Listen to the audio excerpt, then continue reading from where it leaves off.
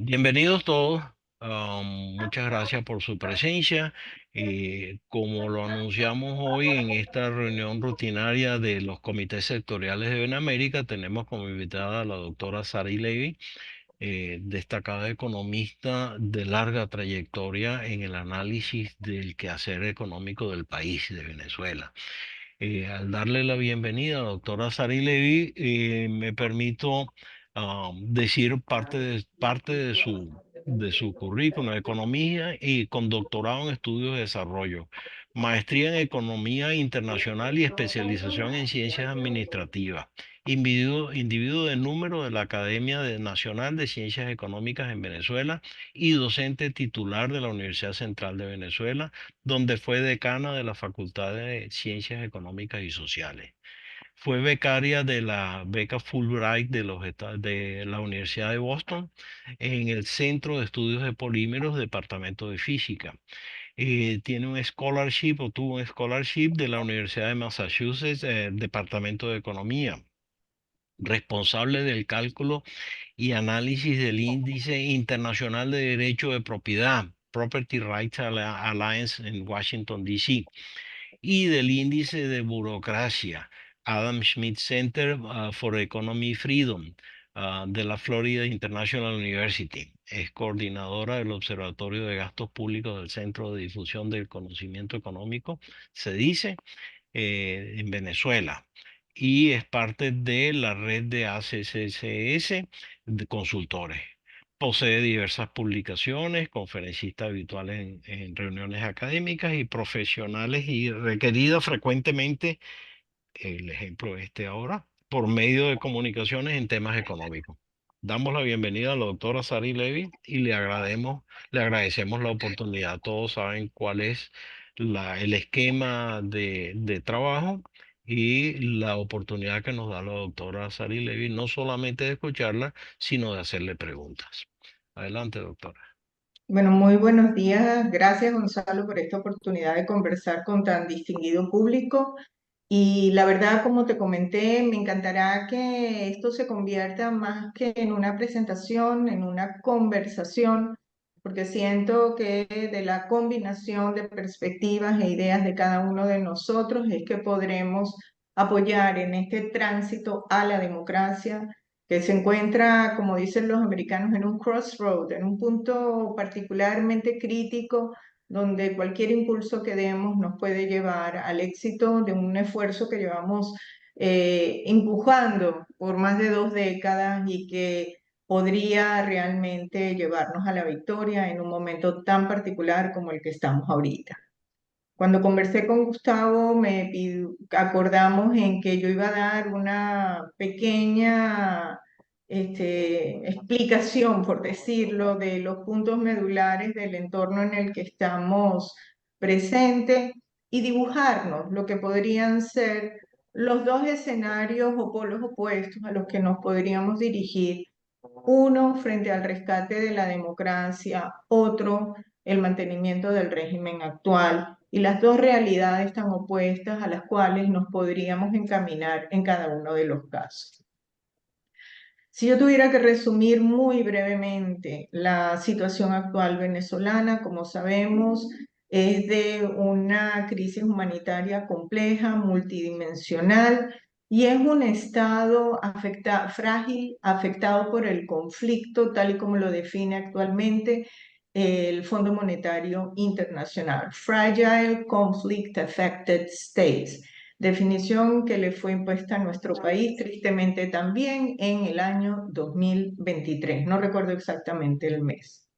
Desde un punto de vista de la estructura que nos ha, digamos, llevado a este espacio, siempre hemos señalado que es realmente una estructura heterárquica donde se combinan redes de la ilicitud a nivel global y que hacen presencia con una fuerte tendencia militarista e ideológica, llamémosle socialista comunista, en el plano nacional, sin que este último elemento sea el único que define la acción, salvo discursivamente. Desde un punto de vista económico, como sabemos, tenemos un sistema, una economía realmente inviable, no sostenible en el largo plazo de la forma en la cual estamos. Y esto que se ha querido llamar una pequeña estabilización no es tal, porque un sistema estable es aquel que se reproduce de forma independiente. Y nosotros tenemos al sistema económico venezolano como aquel paciente que está en terapia intensiva, conectada y no se le permite funcionar, está pasmado prácticamente en estado vegetativo. Y es por eso que nosotros hablamos de que eso no es estabilidad. Nosotros tenemos una dominancia fiscal con un elevadísimo nivel de deuda, con una presión inflacionaria persistente, con salarios deprimidos, con pensiones inexistentes y además sin crédito bancario que no permite la inversión productiva en el país. Solamente aproximadamente el 38% de la fuerza laboral está en el sector formal y además de que el salario mínimo está establecido en prácticamente $3, independientemente del bono de $100 que prácticamente es obligatorio, estamos hablando que eso no compensa una cesta básica que ronda los $600.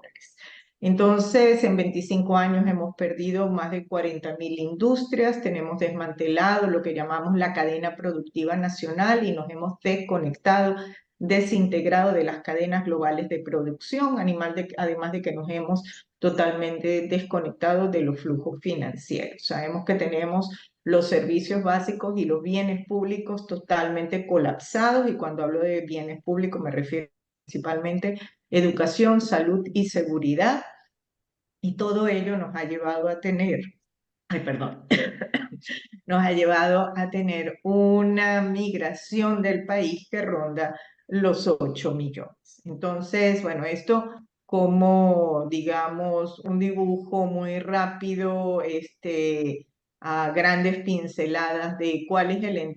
bueno, y lo más importante, quisiera, no, perdonen, no puedo terminar este dibujo sin mencionar el colapso institucional de estos 25 años donde hemos perdido todo lo que es el Estado de Derecho, la independencia de los poderes con preeminencia del Ejecutivo por sobre todos los demás, donde no tenemos, donde la propiedad privada ha sido totalmente erosionada y donde este 28 de julio ha quedado claramente marcado no solamente la imposición de los deseos del Ejecutivo sobre el resto de los países, sobre el resto de los poderes, sino además la clara violación a la soberanía nacional y a la expresión popular de los ciudadanos en un proceso electoral en el cual, a pesar de las dificultades que se le impusieron a la alternativa democrática, se logró superar todos esos procesos, se logró incluso demostrar los resultados y ni siquiera con eso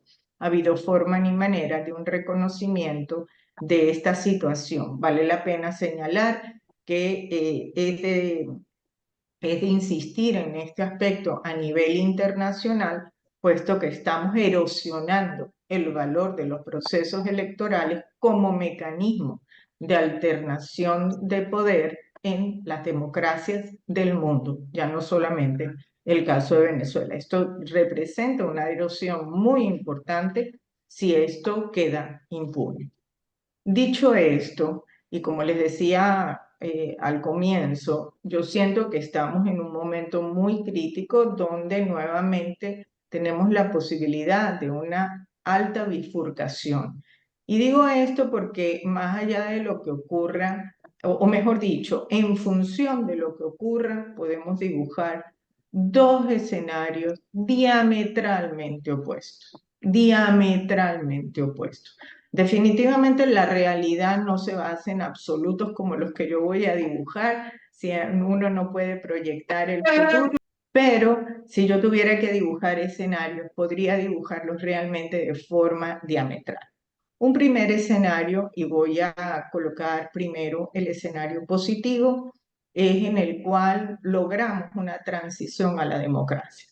En este sentido, tendríamos el restablecimiento de Venezuela como una república democrática, liberal y afianzamiento de los valores de libertad, dignidad humana, prosperidad como desiderato. Esto sería un fuerte ataque a las redes de las actividades de narcotráfico, de legitimación de capitales, de terrorismo, tráfico de armas, de influencias, de órganos, de arte, etcétera, de personas. Es decir, estaríamos contribuyendo no solamente con el bienestar de la población venezolana, sino a su vez sumando un esfuerzo a nivel hemisférico y geopolítico global. Desde un punto de vista institucional, la proyección de que esto nos habla es de un respeto a las reglas de mercado, a los derechos de propiedad. Ustedes se darán cuenta que yo tiendo a hablar primero del área económica y me disculpo, pero bueno, como dicen, la deformación profesional va de la mano de mi discurso, pero también quiero destacar lo que considero vital, esa separación de los poderes públicos, controles, equilibrios, rendición de cuentas, un poder judicial independiente, profesional, un banco central independiente, un tesoro de la nación independiente, donde se coordinan los esfuerzos macroeconómicos, una prensa libre, donde la libertad de expresión no sea perseguida, sino garantizada y protegida, con una garantía a los derechos civiles y políticos de los ciudadanos y un desarrollo de las fuerzas que permiten la seguridad nacional y el rescate de la soberanía del territorio, que como bien sabemos hay partes que están en manos de grupos irregulares. Y ahora sí permítanme entrar ya más detenidamente en el ámbito económico. Esto habría que restablecer, como está previsto, la independencia del Banco Central y concretar la prohibición, llamemos, de lo que llamamos la monetización del déficit fiscal, una reestructuración del marco presupuestario, una reducción del déficit progresivamente sostenible en el mediano y largo plazo, limitando el financiamiento a la deuda, pero teniendo presente una atención, sobre todo en el corto plazo, a la emergencia social. Y es por eso que está previsto un programa temporal de transferencias sociales incondicionales, pero bien orientado a los hogares por debajo del nivel de pobreza extrema, que luego pasaría a ser un programa de transferencias condicionada a un mecanismo de inserción laboral de las personas y de los jóvenes, sobre todo madres y niños, a los programas de salud y educación. Esto implicaría en el corto mediano, diría yo, un incremento de la remuneración en el sector público, una recuperación de la infraestructura a través de inversiones que vendrían con fondos internacionales y una promoción importante de todo lo que tiene que ver con la asistencia escolar de nuestros niños, dado que si no invertimos en ellos no tendremos un día no tendremos, no solo no tendremos mañana, no tendremos pasado mañana. Esto es algo que hay que invertir ahora, que sabemos que se cosecha en una generación después, pero es indispensable hacerlo desde el primer momento. Y en cuanto a la inversión en infraestructura y servicios públicos, esto definitivamente va a ser un gran motor para la expansión económica, con fuerte financiamiento a través de multilaterales y asociaciones público-privadas, recursos que pudieran darse por canje de deuda por capital y privatización de empresas estatales, que como sabemos hay más de 1000 empresas que están en manos del sector público, lamentablemente todas ellas sin generación de beneficios, muchas de ellas quebradas, pero que representan gastos de mantenimiento y nómina para el ciudadano que es quien la financia con sus impuestos. Un elemento medular que hay que hacer en el primer plano, en el primer momento, es atacar el problema de la deuda con un arreglo con el Fondo Monetario Internacional y con los bancos multilaterales de desarrollo para los programas sociales. Con un esquema de reconocimiento de la deuda pública legítima y unos mecanismos de canje de deuda por inversión, así como también, digamos, beneficio a los acreedores en instrumentos que se llaman de recuperación de valor asociados a warrants que pueden estar o en petróleo o para los esquemas de privatización o inclusive en muchos sectores asociados a petróleo y gas. Hay todo un plan de desarrollo de estos mecanismos que ustedes lo pueden revisar, por ejemplo, en el programa Tierra de Gracia, pero que están en diálogo con muchos esfuerzos que han desarrollado diferentes grupos asociados a diferentes áreas, en particular petróleo y energía.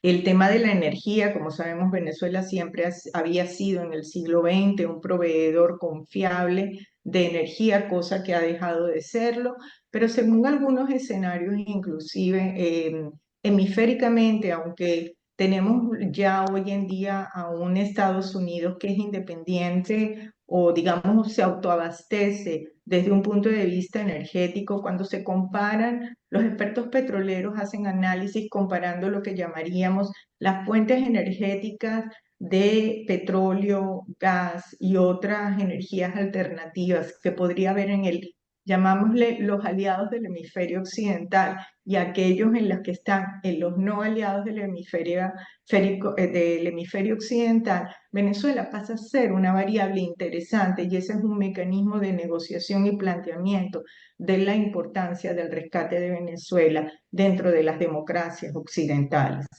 Dicho esto, estoy segura que se me están olvidando montones de elementos a considerar detenidamente que de seguro ustedes me ayudarán a incluir cuando estemos conversando, pero yo voy a cerrar, digamos, esta parte de lo que yo llamaría el escenario positivo. Es decir, estamos hablando de un país que rescata el Estado de Derecho, rescata las instituciones, activa los mecanismos de mercado, llama a la inversión internacional, se integra a las redes de financiamiento y producción global y logramos el beneficio de la calidad de vida del ciudadano en un esquema de libertad, democracia y paz. Digamos que ese sería el dibujo de este escenario. Pero supongamos que, Dios no lo permita, no logramos concretar el canje a la libertad. ¿Hacia dónde nos dirigiríamos? Y esto también es importante tenerlo presente. ¿Qué pasaría si se logra el afianzamiento de la red tiránica criminal que rige en estos momentos a Venezuela? Bueno, pues institucionalmente sería el fin del modelo de la República Democrática Liberal, con el afianzamiento, como he dicho, de una tiranía con sumisión del resto de los poderes al Ejecutivo. Habría una militarización creciente de los espacios de la vida pública, erosión o extinción del Estado de Derecho, de la libertad de expresión, de asociación, de los derechos civiles y políticos, de los derechos de propiedad, por supuesto, que serían manejados claramente con discreción, y eventos de enorme violación a los derechos humanos, como muchos que hemos visto a lo largo de estas dos décadas. Un incremento en la opacidad en el manejo del erario público, un aumento de la corrupción y el manejo discrecional de las políticas y las decisiones políticas, y las decisiones públicas. Desde un punto de vista macroeconómico, yo insistiría en un desequilibrio macroeconómico porque la incertidumbre política eleva la desconfianza. Entonces, ante la imposibilidad de mantener una política de anclaje, de tipo de cambio y de inflación a partir de la restricción del crédito, que es lo que hemos tenido en los últimos 3, 4, 5 años, y la inyección de divisas en el mercado nacional, pues definitivamente lo que tendríamos es una ampliación del diferencial cambiario, que ya lo estamos viendo, que está en un 20% entre el mercado oficial y el mercado paralelo. Entonces, esto se ampliaría. Esto deprecia nuevamente el bolívar, habría un mayor rechazo de la moneda nacional, lo que llamamos el envilecimiento de la moneda. Eso implicaría una profundización de la dolarización de la economía, que dicho sea de paso, actúa como mecanismo de estabilización porque es la que permite hacer el cálculo económico y permite cierta dinámica. Pero lo que sí ocurre es que en estos esquemas tú tendrías una reducción del horizonte temporal de la inversión, la cual se hace cada vez más corto y con crecientes primas de riesgo, lo cual significa que tú tienes que asegurar beneficios elevados en el muy corto plazo para lograr la inversión. Y eso solamente se logra con garantías que te puedan dar el régimen, de forma tal que todos los negocios tienen que estar asociados a la élite gobernante o que mantiene el poder. Ahora, ¿cuál sería un mecanismo que utilizarían ellos que podría funcionarles para dar la sensación de movimiento económico y para ellos también generarse las alianzas que han generado a nivel clientelar? Bueno, un ejemplo de lo que pueden hacer es profundizar y consolidar la política de zonas especiales con beneficios discrecionales a los actores de su red, un desarrollo de conglomerados de empresas locales conectadas al régimen que, por ejemplo, atiendan negocios del midstream si permanecen algunas actividades petroleras asociadas en Venezuela o de gas. Y esos son los mecanismos que a ellos les permiten mantener algunas alianzas con sectores, llamémosle económicos, eh, que dicen no requerir de mayores seguridades jurídicas. ¿Por qué? Bueno, porque tienen otro mecanismo de apalancamiento de sus ingresos. Pero en términos generales, lo que tendríamos es una contracción de inversión, una reducción eventual de la oferta nacional, porque sobre todo en el corto plazo la tendríamos complementada con importaciones cuando haya suficientes dólares para ello. Una producción real que considero va a ser incapaz de generar suficiente rentabilidad y una elevación de la presión tributaria fiscal y parafiscal al sector privado, que por cierto, hoy en día, aunque desde el punto de vista de las cuentas nacionales dice pesar un 10%, en realidad cuando tú lo ves desde el punto de vista de los ingresos de las empresas, llega a pesar en realidad un 60%. Entonces, si a eso le suma una inversión pública decreciente en términos reales, como que sea capaz de atender las demandas de la población, todo lo que tiene que ver con salud, educación, servicios básicos, infraestructura vial, no va a tener posibilidad de verdadero mantenimiento. Desde el punto de vista de la demanda, lo que tú te vas a encontrar entonces es una contracción mayor del tamaño del mercado, que ya está en un 25% de lo que éramos, pero digamos que en el mejor de los casos quede pasmado en ese nivel, y una caída de la capacidad adquisitiva del consumidor. Es lo que llamamos la depauperación de las condiciones de vida de la población con el debido impacto a nivel socioeconómico. No, si aquí estuviera Susana Rafali, les estaría hablando de, de las dolorosas cifras a las que ella se enfrenta a nivel de nutrición, mortalidad, natalidad infantil, etc. Desde el punto de vista de cuando las economías pasan a tener estas estructuras, se genera desde el punto de vista de la producción lo que llamamos segregación de mercados. O atiendes a productos y servicios para una élite muy rica, donde tienes servicios de salud, educación premium, servicios de entretenimiento, bienes de lujo, servicios especializados muy premium, inversiones alternativas, etcétera, o te destinas a proveer a esa población con muy bajos ingresos, pero es cuantitativamente numeroso, donde tienes que buscar nuevo tipo de empaque, calidad, etcétera, que pueda ser, digamos, consumido por esta población. Esto todo apunta a que vamos a tener nuevas olas migratorias, una ola migratoria que va a tener una presencia importante de grupos de muy bajos ingresos, es lo que llamamos migración por hambre y desesperación, y esto va a presionar a nuestros países vecinos, principalmente seguiremos presionando a Colombia y Centroamérica. Y bueno, de Colombia es donde, digamos, es el gran distribuidor, o hacia el norte o hacia el sur. Desde el punto de vista de la deuda, la permanencia del régimen en el poder no permitiría una renegociación con organismos multilaterales. Permanecería la desconexión con las redes globales de financiamiento y un débil apoyo a la crisis humanitaria. Sí podría haber uno que otro canje de deuda por inversión que pudiera hacer el régimen con algunos grupos de su propia red, pero eso simplemente consolidaría al país como nodo financiero de lo que llamamos la red criminal a la que pertenecemos hoy en día. A nivel internacional, Venezuela permanecería con un aislamiento creciente. Cualquier actor privado diría que tiene un costo reputacional muy elevado de negociar con Venezuela. Es posible, por lo que estamos viendo, un recrudecimiento de las sanciones, primero personales y luego pueden haber las económicas. Eso significa descuentos muy elevados en la transacción de cualquier bien, puesto que el riesgo país es muy elevado y por tanto la prima por riesgo sube sustancialmente.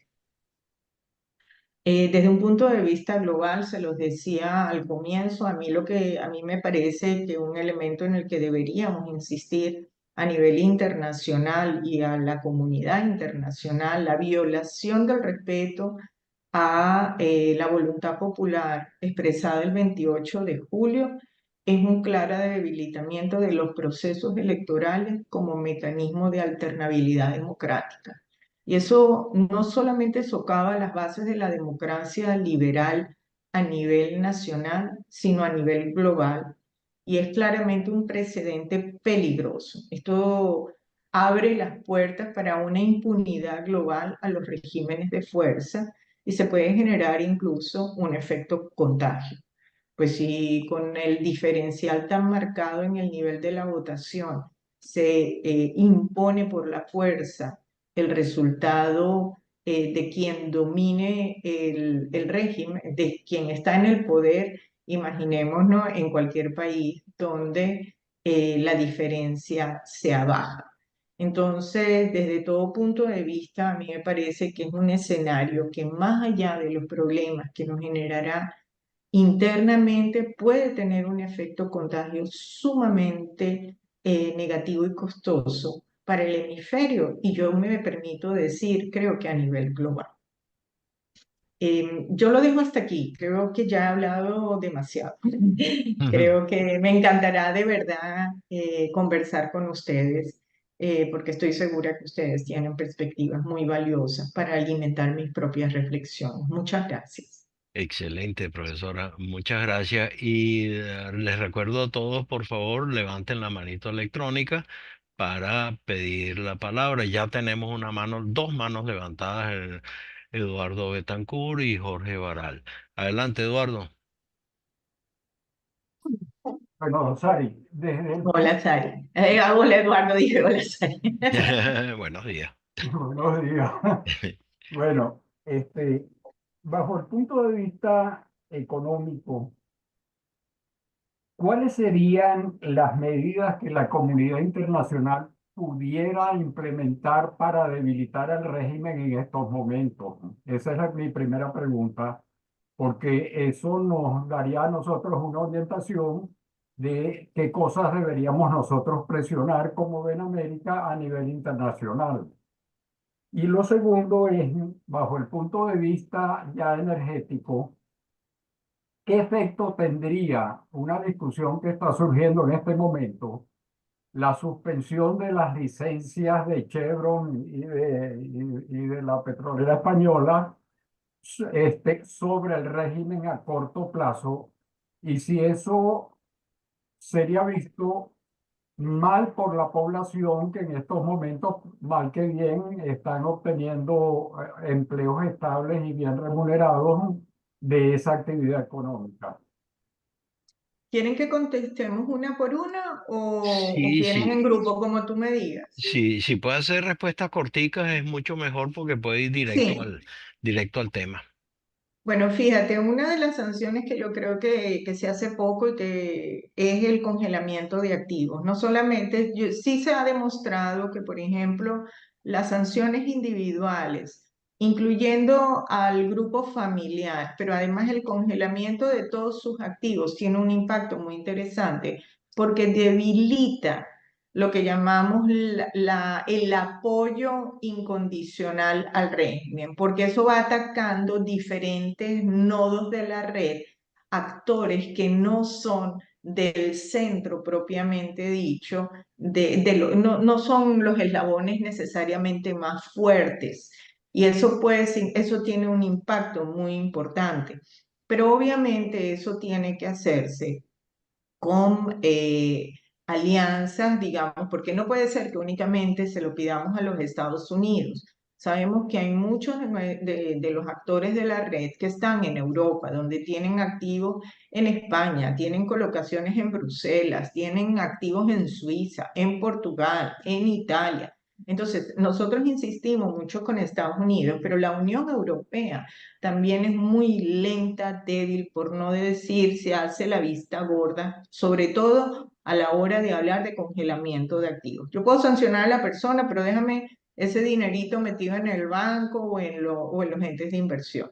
Entonces, yo creo que ese es un elemento importante. Lo otro es hacerle ver a las empresas que la posibilidad de crecimiento, el escenario ganar-ganar que nosotros podremos ofrecerles es con creces mucho mejor que un escenario de restricciones de crecimiento e inestabilidad que implica el otro escenario, el mantenimiento del régimen, donde ellos ahorita pueden estar viendo a Chevron colocado, pero mañana pueden mandarlo a freír espárragos y poner a los rusos o a los chinos, porque el Estado de Derecho les sabe un pepino frito. Entonces hay que decírselos claramente. Señores, nuestro problema no es con Chevron, nuestro problema es con Maduro. Nosotros queremos que ustedes se queden, pero que también venga Conoco, que vengan todas las empresas. Y ese es el punto. Nosotros estamos abriendo a Venezuela como un espacio de inversión, porque además lo necesitamos. Nosotros necesitamos crecer, porque la única forma de nosotros superar el estadio de pobreza es creciendo a tasas elevadas y sostenibles en el tiempo. Y en cuanto a las licencias, yo entiendo perfectamente los efectos que pueden tener en algunos empleos o en la propia empresa, pero yo honestamente, si algo tengo que hacerle énfasis en este momento, es al rescate de la democracia, porque sin el espacio político de libertades, yo no tengo capacidad de bienestar para mi población. Entonces, no es que, mira, un grupo de personas va a perder su empleo, sí, lo lamento mucho, pero yo le estoy retirando una fuente de ingresos enorme que se calcula en casi 2.500, 3.000 millones de dólares anuales, señores. Estamos hablando que es un dineral lo que le estamos dando al régimen, que según la licencia no debería llegarle al régimen, pero le llega. Y le llega porque Petrobuscan, todas ellas tienen que pagar impuestos, regalías, no sé qué más. ¿Y quién las paga? La explotación que se hace. Entonces, seamos honestos, si le está llegando dinero al régimen por aquí, nuestro problema no es con las empresas petroleras, nuestro problema es el rescate de la democracia para que ellas no solamente se queden, sino puedan invertir mucho más. Excelente. Tenemos tres manos más levantadas. Jorge Baral, y recordemos preguntas corticas, buena capacidad de síntesis. Jorge, micrófono. Ya. Buenos días a todos. Hola, Sari. Gusto en verte. Hola. Excelente presentación y sobre todo resumen. Y yo quiero solamente hacer una pregunta. ¿Cómo nos conectamos? Porque, y quiero explicar qué quiere decir cómo nos conectamos. Es que yo siempre que los oigo a ustedes, porque tú misma y otras personas en la comisión de gestión han hecho planteamientos, y una de las cosas que me gusta a mí en esas reuniones es que se hablan de las cosas que hay que hacer, pero no vemos cómo proceder, cómo darle seguimiento. Yo siento que el grupo de ustedes ha estado trabajando intensamente, pero que realmente necesitan ampliar su área de cobertura y sus vinculaciones, la red de conexiones, y por eso yo hablo de conectarlo. ¿Cómo Benamérica se conecta? Es mi pregunta concreta. Sobre todo a conciencia que Benamérica cumple un rol dentro del ámbito de la diáspora, sobre todo en los Estados Unidos de América. Es el representante ante el consorcio de venezolanos en el exterior. Oí al presidente al presidente electo que realmente él ahorita se quiere centrar es en consolidar, integrar la diáspora. Eso no es tarea fácil. Eso no es tarea fácil porque es muy grande, porque están esparcidos, porque no tienen conciencia, porque nada. Es decir, yo creo que es extremadamente importante hacerlo, pero para ello hay que tener una organización. Como nosotros dentro de América, en nuestro rol dentro, que cumple dentro del el área de América y por supuesto expandiéndose al resto del mundo, ¿cómo podemos nosotros hacer para colaborar en ese esfuerzo tan descomunal y tan importante que están haciendo ustedes? Gracias, Bueno, Jorge. yo siempre digo que aquí hay dos momentos, hay el día después y el día antes y ya, para llegar al día después. Y yo lo que quiero hacer, pedirle a todo el mundo, es que empujemos en el día antes de llegar al día después, porque el día después es el mejor de mis problemas. Voy a tener muchos problemas, pero Dios bendiga ese día que yo tenga esos problemas, porque significa que habré superado este gran paso que tengo que dar para llegar a la transición a la democracia.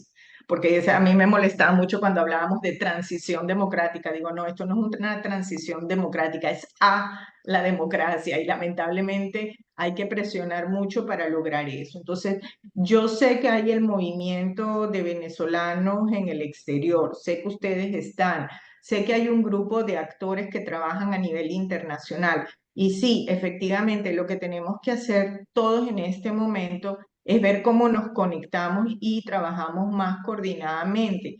Yo sugiero hablar, por ejemplo, con personas como Vladimiro Mujica, como eh, que está, digamos, en más de un grupo. Y lo menciono a él porque sé que está en más de uno. Yo en particular me he reunido con él en dos o tres grupos y digo, bueno, es una ficha clave. Vamos a conectar también a Benamérica, que creo que él es parte también de este grupo, ¿o me equivoco? Sí lo El es. vicepresidente. Por eso, entonces, si él es el presidente, él está en movimiento, él está en contacto con las cosas que se están haciendo a nivel internacional. ¿Por qué no, entonces no estamos conectados? ¿Por qué no baja la información para que todos empujemos en la misma dirección? Y perdonen que lo diga con toda claridad, tenemos a los actores puente en cada una de las organizaciones. Yo trabajo para el día D+1, pero empujo desde el punto de vista de mis capacidades, de lo poquito que yo pueda hacer, como en este momento, en el D-1, porque en el D-1 es que tenemos que hacer esfuerzo en este momento. Luego nos ocuparemos de reconstruir el país, pero ahorita hay que rescatar la democracia. Entonces, tenemos que tener unos mensajes clave de resistencia, de resiliencia, de que la población completamente está cuadrada con el cambio. No es que el 75%, no, no, es que es todo el mundo. Con todo y la manipulación, todos los venezolanos queremos el cambio. Y eso es lo que hay que empujar. Ese es el discurso que hay que empujar en los organismos internacionales, llevarlo a la OEA, llevarlo como comentábamos al comienzo, quienes trabajan en educación, armar un zaperoco en UNESCO de cómo mantienen los datos que mantienen. O sea, es hacer esfuerzos en cada uno de nuestros espacios de decisión. No puede ser que nosotros tengamos que luchar tan duramente en el Council of America para demostrar las acciones que hemos hecho frente a un pequeño grupo bien pagado que tiene un discurso muy bien montado y que si Maduro se queda, eso evita la migración. No, señor, si Maduro se queda, ahora es que le viene el dolor de cabeza a la inmigración global de venezolanos. Y va a ser una migración que no va a ser la primera migración de profesionales médicos. Va a ser una migración, como les decía, con hambre y desesperación. Entonces yo creo, todos los que tengan pluma tienen que estar empujando en ese sentido y levantar la alerta de lo que significa el mantenimiento del régimen en el poder. Desde el punto de vista de los venezolanos, el hemisferio y las democracias liberales del mundo. Excelente. Mi sugerencia. George Cankoff, adelante. Sí, muy buenos días a todos. Excelente presentación. Solo por curiosidad, ¿tú eres familia de Henry Levy? No, ese es uno. Los Levi son como los Pérez en el mundo judío, así que Bueno. Sí. son como los Pérez, digo yo, porque el apellido es tan antiguo como la Biblia. El tercer hijo de Jacob, así que te imaginarás la cantidad de Levi que hay. Sí, no, lo quería saber porque conmigo estudió en la universidad Henry Levy. Y yo No. lo que quería decir, me parece, como dije anteriormente, excelente los dos temas planteados, que es la transición pacífica o el no reconocimiento de las elecciones que sabemos que la oposición ganó ampliamente. Hay un tercer escenario intermedio, tomando en cuenta que donde se acepta el resultado de las elecciones, pero sabiendo cómo actúan estos grupos y cómo han actuado a través de saboteos, actos de terrorismo, como lo vimos a principio de la democracia, cuando estuvieron metidos tanto en las selvas a través de las guerrillas y la misma guerrilla urbana.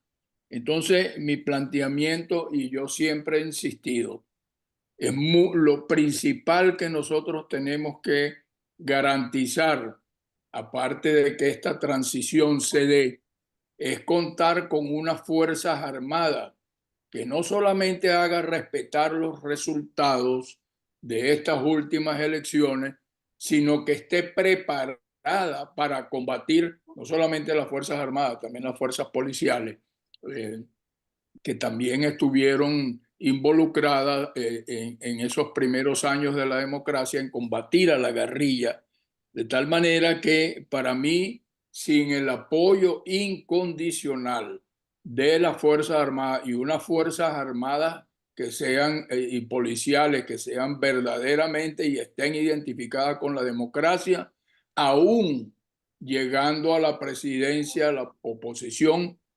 creo que vamos a tener una situación muy difícil y no sé cuánto pudiese durar ese periodo si van a respetar los 6 años para unas próximas elecciones.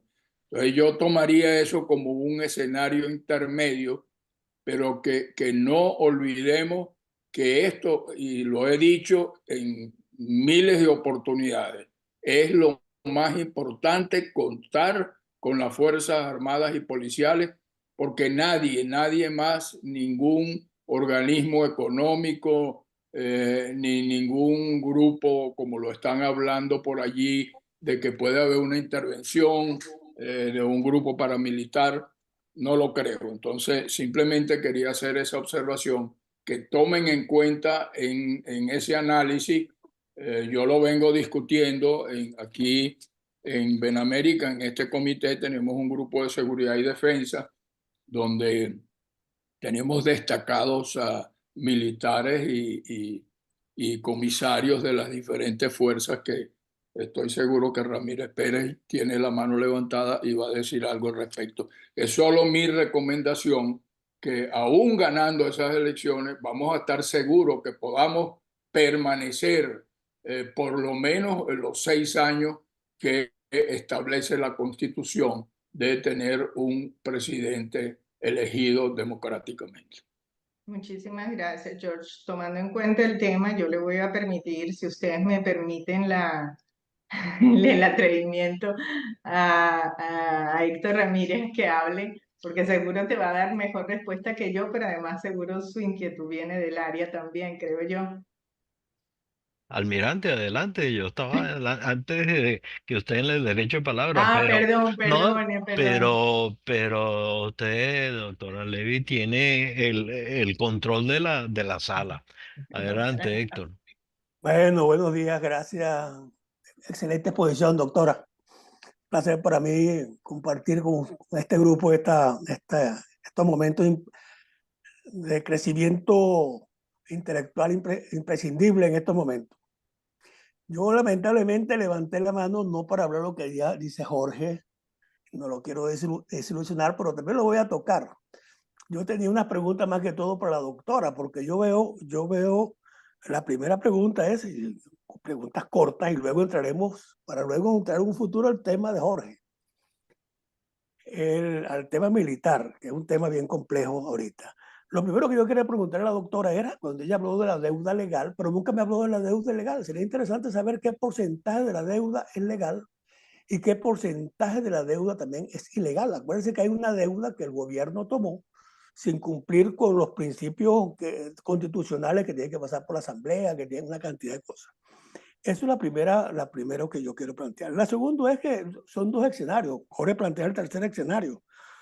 Pero yo creo que solamente ahorita debemos hablar el único escenario que es el escenario futuro. El otro escenario lo estamos viviendo ya.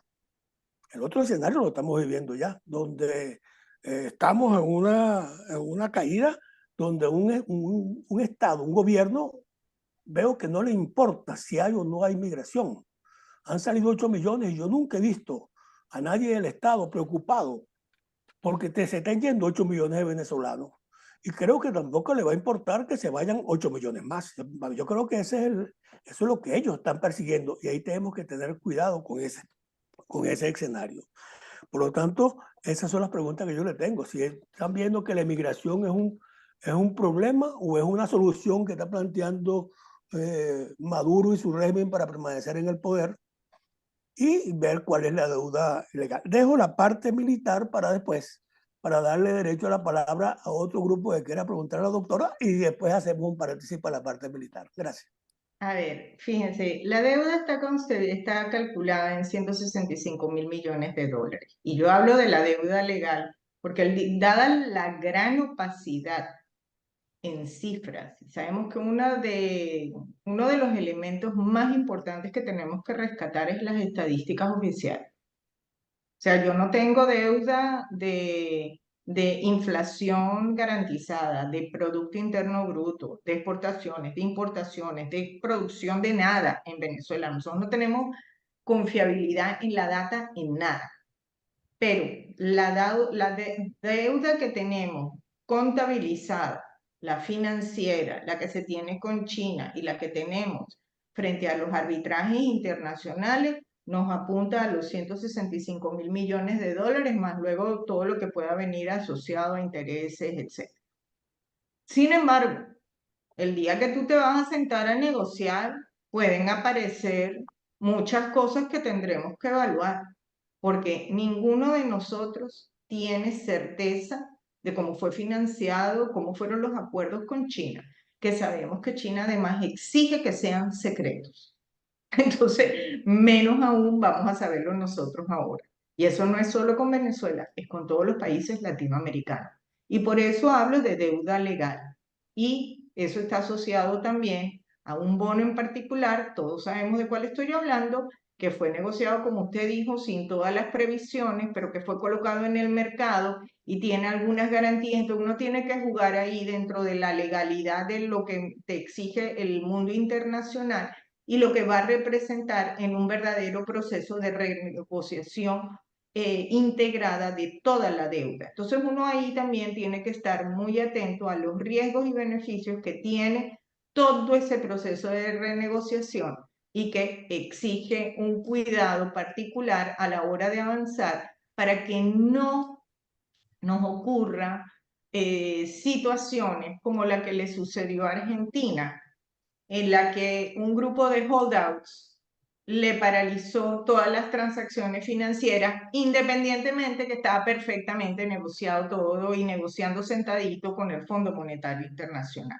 Entonces, no hay que ser naif a la hora de acercarse al mercado internacional, uno tiene que ir con pie de plomo, porque además nosotros necesitamos la conexión con el mundo internacional y con los organismos financieros internacionales, no solamente para garantizarnos un aval, sino además también porque es lo que nos va a permitir ingresos para atender la emergencia humanitaria y la inversión en el sector básico.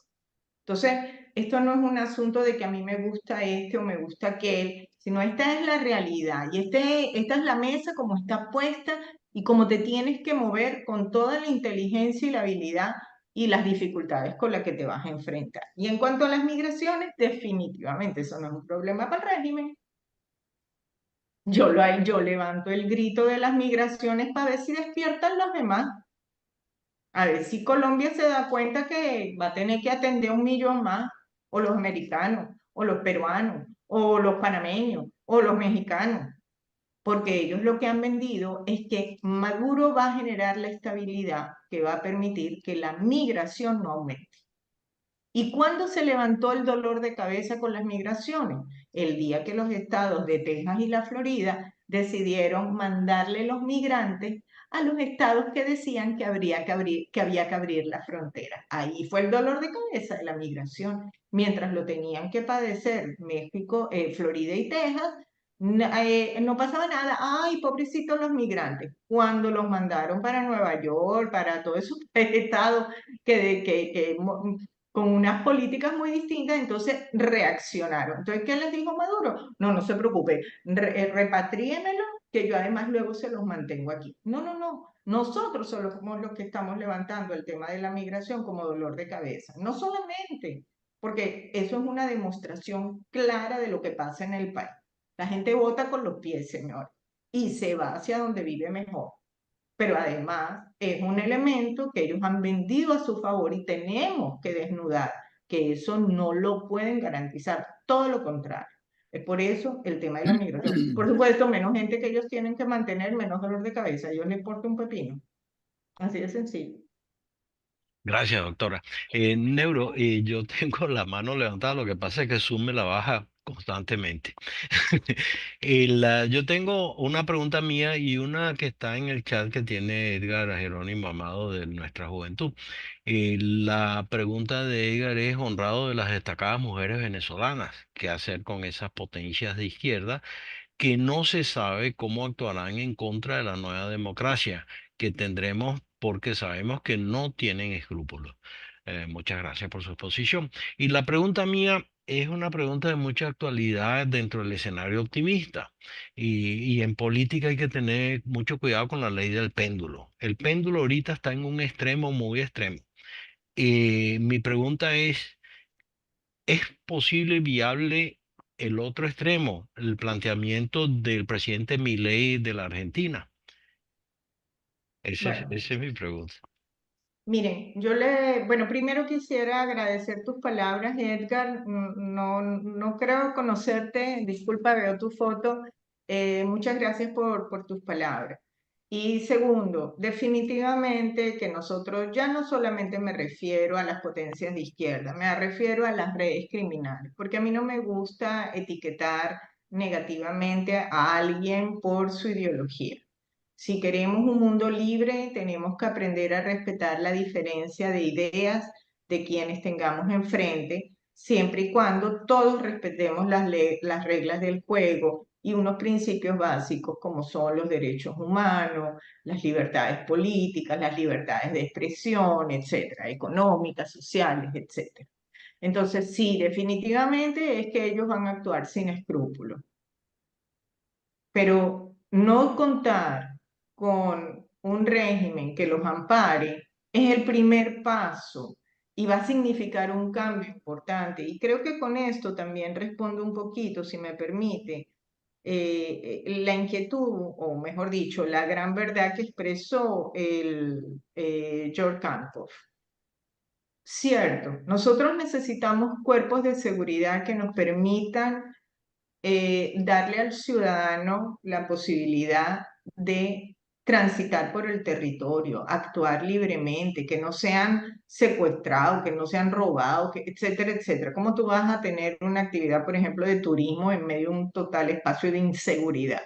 Obviamente que no lo vas a rescatar así. Tú tienes que atacar todas estas redes criminales que se fueron sembrando, generando y fortaleciendo en el país, pero no contar con la anuencia y la impunidad desde el Ejecutivo Nacional va a ser un gran paso para la población frente a eso y un rescate de todo lo que es el sistema judicial.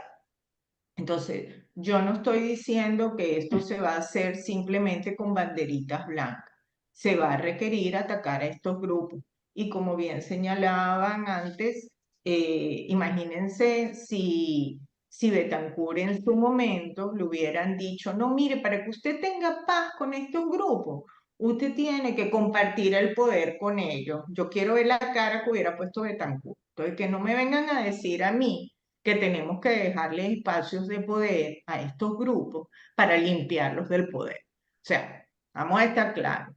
¿Va a haber que atacarlo? Sí. ¿Dentro de la ley? También. ¿Con respeto a los derechos humanos? Sí, pero va a haber que rescatar el territorio nacional, señores, y habrá que utilizar las fuerzas del orden para ello. Y si hay que hacer alianzas, porque son redes globales que lavan dinero, etcétera, habrá que hacer alianzas con los Estados Unidos, con Colombia, con Brasil, para atacar y acabar con estas redes. A la hora de la verdad, esto es un esfuerzo que hay que hacer continentalmente, no es un asunto de países. Estas redes son transnacionales.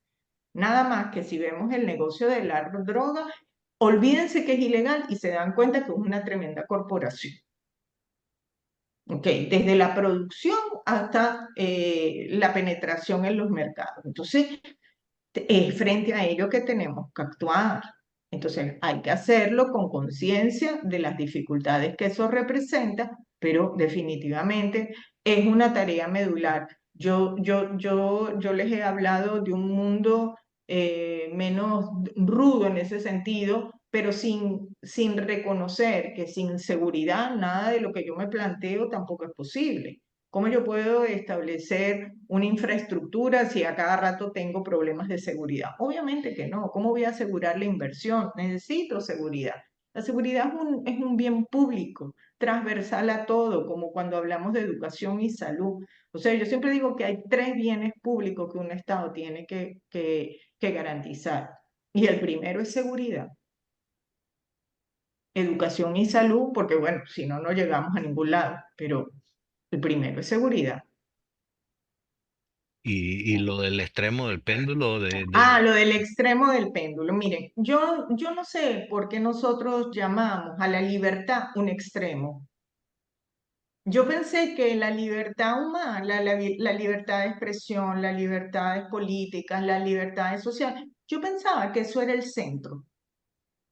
Yo no considero que eso es un extremo. Yo considero que la libertad humana dentro del Estado de Derecho es lo más central que hay. Yo no creo que yo esté poniendo ahí nada que sea de extremo. Tú me puedes decir la intervención del Estado en el mercado, cuál es el tamaño de Estado que podemos tener. Ahí yo puedo estar de acuerdo contigo, pero frente a un Estado quebrado, más vale que yo llame al sector privado a hacer algo, porque es que si no, no voy a tener nada. Tenemos un Estado quebrado y también yo creo que hay que enfrentarse con pragmatismo a la realidad. Cuando yo hablo de que tenemos que hacer alianzas público-privadas para atender la educación, es porque la educación pública está en el piso, señores. ¿Cuántos días a la semana va un niño al colegio en el sector público? 2 días, con malos profesores, sin los programas de alimentación escolar. La deserción escolar es enorme, se calcula en un 70%. En las universidades en un 60%, y el régimen sigue creando universidades. Cuando yo fui decana de la universidad, en la Facultad de Ciencias Económicas y Sociales, mi facultad tenía entre 11, más o menos un poquito más de 11.000 estudiantes. Hoy en día no llega a 5.000. Una sola escuela, la escuela de administración tenía 3.500 estudiantes y sus posgrados 1.500. Hoy en día toda la facultad era lo que se manejaba en administración. Entonces, los posgrados, me acuerdo, de medicina, lo difícil que era entrar, había que buscar estudiantes para llenarlos hoy en día. Y no tenemos profesores que lo digan. Entonces, ¿qué estamos hablando cuando decimos de algo financiado bajo el ente público hoy en día sin intervención privada? Estamos hablando de una quimera en este momento. No hay la capacidad. Entonces, es lo mismo que cuando me dicen, no, pero es que la industria petrolera no se puede privatizar. Ajá, ¿y quién va a invertir? ¿Con qué plata? O sea, o pongo la plata en educación o se la dedico a PDVSA. Entonces, ¿cuál es el rol del Estado? No estamos diciendo que es seguridad para empezar. No estamos diciendo que tengo que mirar al futuro y tengo que mantener la salud de mi población, que esté nutrido los niños y que estén educados. Entonces, tenemos que entender que también nos estamos dirigiendo en un siglo XXI hacia un siglo XXII que no se basa solamente en estructuras físicas, sino son, es otro plano, es la intelectualidad, es el know-how. Hoy en día estamos haciendo un tránsito a los intangibles. Entonces, los intangibles no es solamente las industrias físicas, que lo son. Y Venezuela con una presencia privada elevada. Oye, cobremos impuestos como todo buen Estado y distribuyámoslo con transparencia y eficiencia. Pero eso no, o sea, sobre todo desde el punto de vista institucional, yo quiero decirlo, la libertad, la democracia, los derechos políticos y civiles no son un asunto de polaridad política. Son derechos humanos, señores, y eso no deben verse en un extremo del péndulo, sino en el centro, de verdad. Gracias. Gracias, Gonzalo. Tenemos una última pregunta del profesor Neuro Villalobos y después, profesora Levy, sus palabras de cierre, pero por supuesto la respuesta del profesor Neuro. Adelante, Neuro. Bueno, buenos días. No, mi intervención primero felicitarte a ti, Gonzalo, por la iniciativa de que la doctora Sari Levy esté con nosotros esta mañana. Felicitar a la doctora Sari Levy por su magnífica exposición que ha hecho desde el punto de vista político y social. Y quizás aprovechar la oportunidad para decirle que tenemos mucho en común, a pesar de que no nos conocemos personalmente, puesto que yo también soy economista, fui decano o hemos sido decanos en las respectivas facultades de economía, tanto en la Central como en el Zulia, y espero, y por lo que he oído, que tengamos visitarnos ambos también y todos por tener las mismas perspectivas que tenemos sobre el país. El D1, el D-1, perdón, el día anterior y el D+1, el día posterior. Es decir, la prioridad que tenemos en el D-1 es salir justamente del régimen y en el D+1 las medidas económicas que habrá que tomar quienes estén de nuevo en la conducción del país, ¿no? Indudablemente que ahí pues coincidimos también en cuanto a las perspectivas el día antes y el día después. Bueno, felicitaciones a todos. Gracias, muy amable. Y tenemos al almirante Héctor Ramírez, que él dijo que tenía un comentario desde el punto de vista militar. Vamos a Por escucharlo favor. y después sus palabras de cierre, por favor. Gracias, Gonzalo. Adelante. Sí, no quería que la doctora Sari se fuese con ese interrogante de oírme en la parte militar, ¿no? La parte es una parte vital en el escenario actual, de donde estamos ahorita transitando. Estamos transitando ahorita. Ya acabamos con todo el escenario electoral, el escenario, todos esos escenarios se fueron. Ahorita estamos en un escenario de negociación internacional que está progresando excelentemente. Todos los días vemos noticias nuevas. Pero para sacar las corporaciones criminales del poder no van a salir con ese método, y sabemos claro. Ahí se pueden pronunciar todos los organismos internacionales que quieran, todos los países que quieran. Todos nos van a apoyar, pero ellos no van a entregar. Entonces nos acercamos al escenario de la violencia, al escenario de la violencia que ya ellos activaron. Ya ellos están en el escenario de la violencia. Lo que pasa es que no han conseguido con quién pelear. Y en eso estamos. Pero va a llegar un momento que ellos van a conseguir con quién pelear. Cuando eso ocurra, ahí donde va a entrar la parte militar, la parte policial, la parte, digamos, armada nuestra, que son las Fuerzas Armadas, que es el pilar fundamental donde él se está ahorita apoyando para mantener esa dictadura. Pero que eso debemos llevarlo a un quiebre. Estoy seguro que sí va a llegar a un quiebre. Eso que está ahorita pasando, lo que pasa en las Fuerzas Armadas, doctora, para que usted sepa, Es exactamente lo mismo que pasa en todo el país. Para que usted tenga una idea, en las mesas electorales de Fuerte Tiuna ganó Edmundo González. Sí. Entonces, ahí no hay duda. Y Chávez lo sabe. Chávez está llamando ahorita, Maduro está llamando a todos los militares que tienen en los diferentes ministerios, porque los necesita tener comisarios políticos, comisarios en cada uno de los cuarteles, y por eso lo está llamando. Entonces, ahorita ese escenario nos estamos acercando. Ese escenario va a existir y cuando eso exista, todos nosotros debemos apoyarla. Debemos estar claros de que ese va a ser un escenario que vamos a tener que vivir y tenemos que prepararnos para ese escenario. Es muy lamentable, es muy triste. En esos escenarios, lamentablemente, mueren personas, nos sacrificamos familiares, pero muchas veces la libertad tiene precios que tenemos que pagar para poder llegar a él. Luego lo que venga después de ese escenario, después que se cobre y que comencemos el escenario del día D+1, que a lo mejor no va a ser el 10, a lo mejor será otro día, pero no importa. El día que ese D+1 lo comenzamos a correr, entonces ahí comenzaremos a ver los otros problemas militares que vamos a tener, que es cómo mantenernos en el poder, porque ellos van a recuperar el poder como lo más pronto que puedan por las armas. Entonces, tenemos que ver cómo mantener el poder, cómo mantener el estatus de Venezuela y cómo pelear con los otros enemigos que son el narcotráfico, la guerrilla y los iraníes. Eso es otro escenario que tenemos que ver, pero tenemos que llegar al día D+1. No importa que no sea el día 10. Gracias.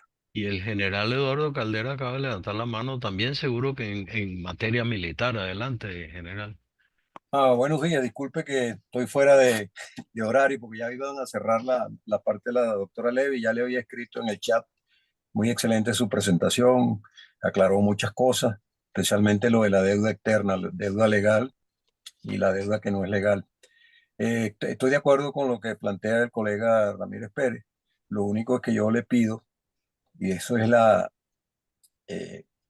esa es una razón de escribirlo todos los días. Hoy faltan 117 días para el 10 de enero del 2025, que es lo que hay que evitar, que Maduro tome la banda presidencial ese día, y ojalá que antes ocurran escenarios mejores, especialmente la presión internacional, pero antes de esa fecha, todo lo que es la acción violenta debe evitarse. Primero hay que prepararse bien. Vamos a agotar la vía pacífica y por eso yo escribí también en el chat paciencia, resiliencia, resistencia cívica y agotar la parte interna, la presión internacional. La pata que falta es el quiebre de las Fuerzas Armadas, que sabemos que hay descontento, pero en esta oportunidad, como toda dictadura, hay elementos hay miedo, hay amedrentamiento y hay muchos comisarios políticos. No es que van a buscar, ya hay comisarios políticos desde hace 20 años y están las fuerzas externas que ellos están apoyando, que a ellos lo apoyan, que apoyan esta dictadura, que son especialmente el enemigo. Realmente no es tanto el régimen de Maduro o la dictadura, es Cuba. Es Cuba y los otros países que ya los conocemos. Rusia, China, porque yo no, Nicaragua, Bolivia, quizás no, que son países que están cerca, no tienen la fuerza que tiene Cuba y que tiene Rusia, China, Irán y otros países. Eso es lo que yo quería. Hay que enfocarnos en la ruta pacífica. Ya ganamos, ya la gente, ya se desnudó la dictadura. Ahora estamos en el proceso, en el modo cobrar. Y eso, bueno, quedan 117 días. Esa es mi opinión. Gracias. Gracias. Profesora Levy, entonces, un comentario final y sus palabras de cierre. Bueno, muchísimas gracias sobre todas las dos intervenciones. Es una preocupación siempre mía, puesto que para mí, lo digo con toda honestidad y con todo respeto, para mí el mundo verde es un misterio y yo no lo conozco. Pero sé y respeto profundamente el rol que sé que muchos van a cumplir en el rescate de la democracia. Siempre lo diré, los militares no son extraterrestres. Ellos sufren, viven, padecen igualito que cualquiera de los civiles venezolanos. Así que sus intereses son iguales y como usted bien dijo, en las elecciones la votación fue igual que la del resto de los venezolanos, con las mismas, es más, habiendo sido dentro del Fuerte Yuna, votar en ese sentido tiene el peso de el doble. Así que valoro profundamente esa manifestación de voluntad democrática.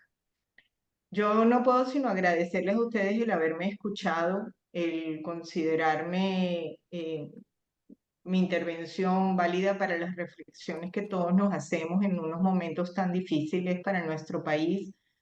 Casi todos nosotros llevamos, yo diría, lo que lleva el régimen peleando por la democracia. Yo lo reconozco con toda honestidad.